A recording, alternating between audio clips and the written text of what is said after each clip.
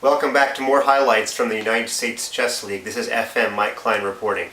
The Western Division got things started in Week 7, and a trio of teams made the most of it. The three teams that earned victories all find themselves in a playoff spot if the season were to end today. Two of the league's individual MVP points leaders played in the Carolina-St. Louis match, and both did what they had done all season. The Cobras player-manager, National Master Craig Jones, won after a murky exchange sacrifice on board 4.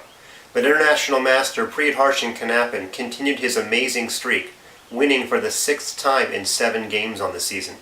With several of his pawns in danger, the Lindenwood freshman crashed through with 28 bishop takes e5. He kept all of his pawns and opened lines for his rampaging rooks. FM Casa Corley's bishop buried itself, and for the next 15 moves, all he could do was shuffle his pieces, while P. Diddy, as his teammates call him, plucked a few more pawns. In the final position, White has 5 pawns for the piece, and the Cobras player resigned in view of rook takes f6, rook e8 check, rook f8, h6, king f7, h7, and one of White's pawns will reach pay dirt.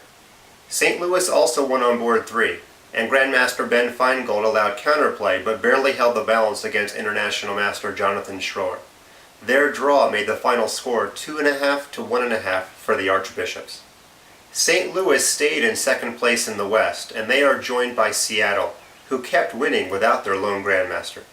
After draws in the top 2 boards, the Sluggers' FM Kurt Collier won after FM Eric Rodriguez eschewed a repetition on board 3. And on board 4, the Sluggers' Michael Omori sealed the match for Seattle. Although Nicky Rosenthal's king looked safe enough, Omori launched a spirited attack, beginning with 12 c4. Rosenthal probably should have sheltered his queen on a5, because after queen f5 as played in the game, bishop d3, and his knight is in trouble. Omori's knight e5 threatened f3, so Rosenthal had to accept an uncastled king. But White's pawns and pieces kept coming. Once the c-file was open, the rest was fun for the Sluggers, and Omori won shortly thereafter to make the final score 3-1 to Seattle. Miami is now left a half game out of the playoff berth. Arizona is the team Miami is now chasing, as the Scorpions edged the Dallas Destiny and gave the Western Division leaders their first loss on the season. Arizona greatly benefited from having their only Grandmaster back for the first time on the season. Grandmaster Rogelio Barcenilla beat Grandmaster Julio Sedora on board 1. With a split on the bottom 2 boards, a wild board 2 would decide the outcome of the match. International Master Mackenzie Molnar got to drop down to board 2 for the first time, but faced another Grandmaster nonetheless. Conrad Holt sacked the exchange and then a piece to slow down Molnar's attack, and gained chances of his own with a passed a-pawn. With no way to stop the pawn, Molnar cashed in his rooks for the queen, then chased Holt's king all the way across the board.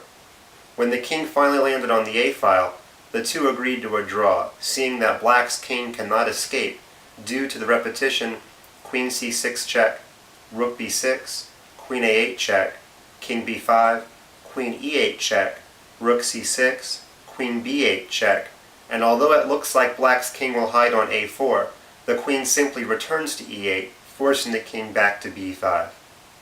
The draw ensured a 2.5 to 1.5 win for Arizona. Los Angeles and San Francisco, the bottom 2 teams in the tables, played 4 decisive games, but with 2 wins apiece, the drawn match kept both teams still at the bottom.